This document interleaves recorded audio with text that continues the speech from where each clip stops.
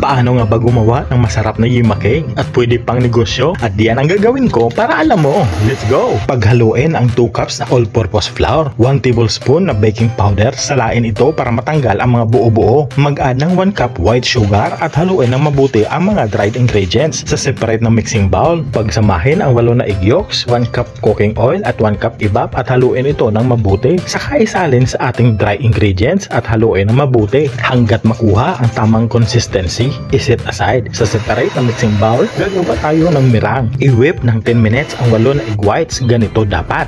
Dahan-dahan ito i-add sa ating mixture. Hindi ito dapat ma-overmix. Just like this.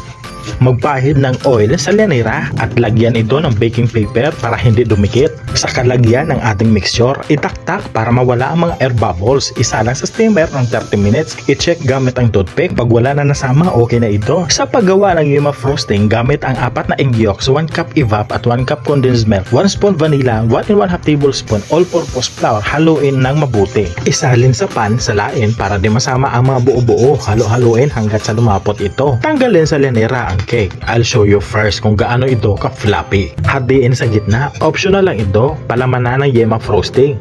Buhusan ang buong katawan ng yema frosting. Kayuran ng cheese as toppings. Yummy!